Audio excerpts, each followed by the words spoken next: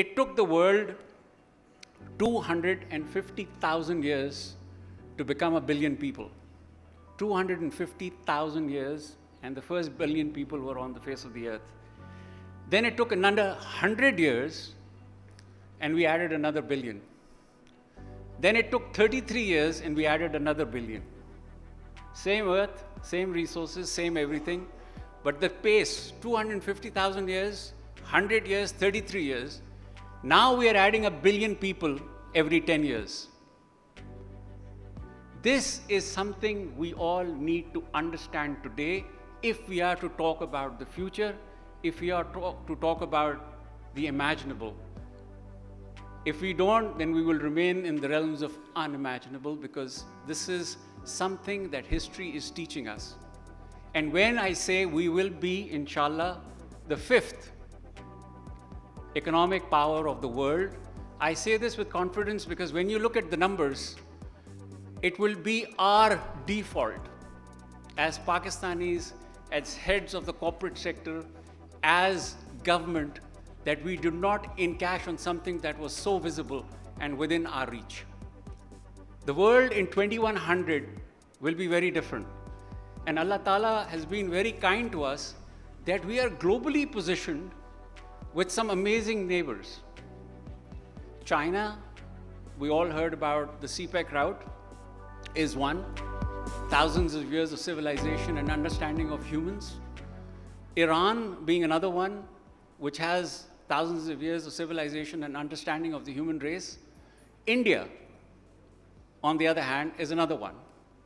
While we are positioned, and with Afghanistan, who are the most resilient nation in the world, and I think the world has seen that again and again, we are positioned in such a way that we now form another bridge.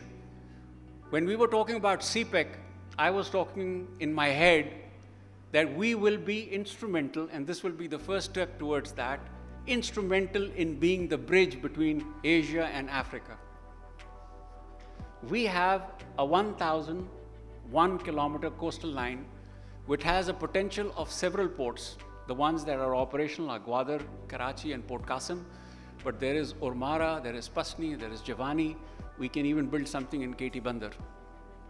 This opportunity in itself is also currently showing to the world where the new knowledge base and economy is going to be driven. It's very simple. Who are the top 10 companies in the world and how are they being driven? They're all tech companies. Tech companies require manpower.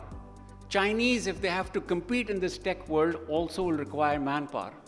It takes about 15,000 RMB to get a third-tier city coder in China today. That same coder can be made available and is available in Pakistan for 1,500 RMB.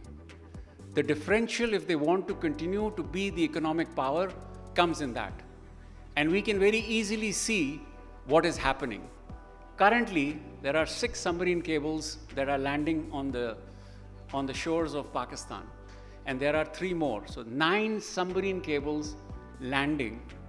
The CPEC route already has 850 kilometers of optical fiber laid. There is another M1 which will have more fiber capacity. So fiber pulling from the coast of Pakistan up into the western province is, in my opinion, a far greater opportunity. The human body is an amazing future. When we talk about technology, I find it very fascinating. And this, I'm a student of history and future, and I love the subject. This is something that is unexplored.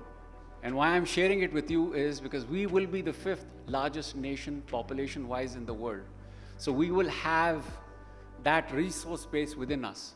The human body in itself can store more than 2.5 petabits of data at the human temperature.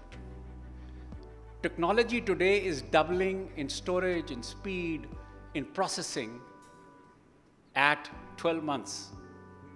But we have still not explored the human body and its potential as a storage device and as a processing device. The neurons in our brains work in a different way, and everybody's studying that, and we are coming with AI and neural networks.